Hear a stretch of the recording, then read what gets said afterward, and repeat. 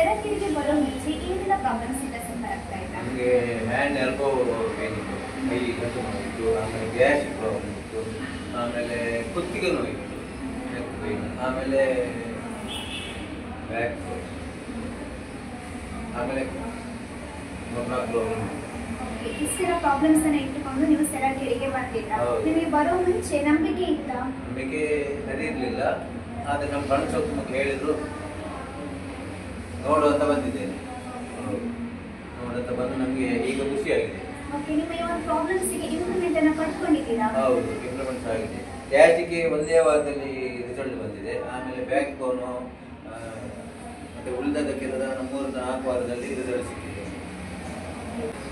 ನಿಮ್ಮ ಈ ಒಂದು ಪ್ರಾಬ್ಲಮ್ಸ್ಗೆ ಇದಕ್ಕಿಂತ ಮುಂಚೆ ನೀವು ಹೊರಗಡೆ ಮೆಡಿಸಿನ್ ಏನಾದರೂ ಮಾಡಿದ್ದೀರಾ? ಹೌದು, ಸಾಧಾರಣ 3-4 ವರ್ಷದಿಂದ ಮೆಡಿಸಿನ್ ಮಾಡ್ತಿದ್ದೆ.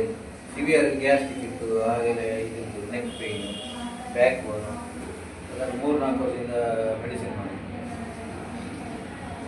ಅದರಲ್ಲಿ ಕ್ಯೂರ್ ಆಗಲಿಲ್ಲ. ಆದರೆ ನಾನು ನನ್ನ ಫ್ರೆಂಡ್ಸ್ ಹೇಳಿದ್ದೇನೆ, ಇಲ್ಲಿ ಬಂದಿದ್ದೇನೆ. ಅಷ್ಟು ಇದಿರಲಿಲ್ಲ, ನಂಬಿಕೆ ಇರಲಿಲ್ಲ, ಆದರೂ ನೋಡುವಂತ ಬಂದಿದ್ದೇನೆ. ಇವಾಗ ಇಷ್ಟೇ ಇಂಪ್ರೂವ್ಮೆಂಟ್ ಅನ್ನು ಪಡ್ಕೊಂಡಿದ್ದೀರಲ್ಲ, ಇದು ನಿಮಗೆ ಯಾವ ಥರ ಫೀಲ್ ಆಗ್ತಾ ಇದೆ?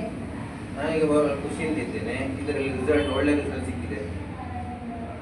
ಓಕೆ, ನೀವು ಎಷ್ಟು ಟೈಮಿಗೆ ಈ ಒಂದು ಥೆರಪಿಯನ್ನು ಮಾಡ್ತಾ ಇದ್ದೀರಾ? 9 ತಿಂಗಳಿಂದ ಥೆರಪಿ ಮಾಡ್ತಿದ್ದೇನೆ. ಓಕೆ, ನೀವು ಥೆರಪಿಗೆ ಬರೋ ಮುಂಚೆ ಬ್ಲಡ್ ಟೆಸ್ಟ್ ಅನ್ನು ಮಾಡಿಸಿದ್ರಾ? ಆಫ್ಟರ್ ಥೆರಪಿ ಕೂಡ ಬ್ಲಡ್ ಟೆಸ್ಟ್ ಅನ್ನು ಮಾಡಿಸಿದ್ದೀರಾ? ಏನಾದರೂ ಇಂಪ್ರೂವ್ಮೆಂಟ್ ಗೊತ್ತಾಗಿದೆಯಾ? ಬ್ಲಡ್ ಇಲ್ಲಿ ಥೆರಪಿ ಮಾಡಿಸಿ ನಂತರ ಮಾಡಿದ್ದೇನೆ. ಆಮೇಲೆ ಮೊದಲು ಸಹ ಮಾಡಿದ್ದೇನೆ. ಥೆರಪಿ ಮಾಡಿದ ತುಂಬಾ ಇಂಪ್ರೂವ್ಮೆಂಟ್ ಆಗಿದೆ.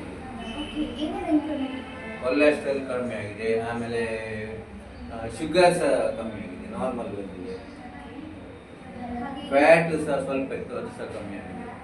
ಕಿಡ್ನಿ ಕ್ರಿಯೇಟಿನಿನ್, ಯೂರಿಕ್ ಆಸಿಡ್ ಇದನ್ನೆಲ್ಲ ಏನಾದರೂ ಚೇಂಜಸ್? ಕಿಡ್ನಿ ಕ್ರಿಯೇಟಿನ್ ಅದು ಅದೇ ಒಳ್ಳೆಯದು, ಒಳ್ಳೆಯದು.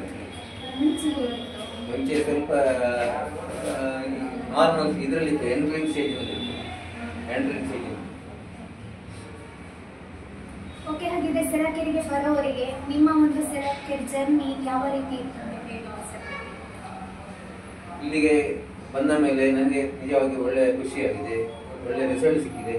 ನೀವೆಲ್ಲರೂ ಬರಬೇಕು. ಅಂದರೆ ಈ ಪಚ್ಚೆಕಲ್ಲಿನ ಥೆರಪಿ ಡಿ ವಿಟಮಿನ್ ಸಿಗ್ತದೆ 9%. ಇದರಲ್ಲಿ ಸೂರ್ಯನಲ್ಲಿ ಸಿಗುವುದು 2% ಡಿ ವಿಟಮಿನ್, ಇದರಲ್ಲಿ 9% ಸಿಗ್ತದೆ. ಮತ್ತೆ ಇದು ಎಟ್ ಎನಿ ಟೈಮ್ ಇದನ್ನು ಪಡೆದುಕೊಳ್ಳಬಹುದು. ಸೂರ್ಯನ ಗಾಳಿ ಉಷಾಕಿರಣ ಇಲ್ಲಿಗೆ ಮಾತ್ರ ಪಡೆದುಕೊಳ್ಳಬಹುದು. ಇದು ಎಟ್ ಎನಿ ಟೈಮ್ ಅದರ ಉಪಕರಣದಿಂದ ಪಡೆದುಕೊಳ್ಳಬಹುದು. ಮತ್ತೆ ಇಲ್ಲಿ ಫ್ರೀ ಥೆರಪಿ ಮತ್ತೆ ಸೈಡ್ ಎಫೆಕ್ಟ್ ಇಲ್ಲ. ಇದರಲ್ಲಿ ಸೈಡ್ ಎಫೆಕ್ಟ್ ಇಲ್ಲ. ಅದನ್ನ ಮತ್ತೆ ಸೈಡ್ ಎಫೆಕ್ಟ್ ಆದ್ರೆ ನಾವು ಡೈಲಿ ಬಂದರೆ ಒಳ್ಳೆಯದು.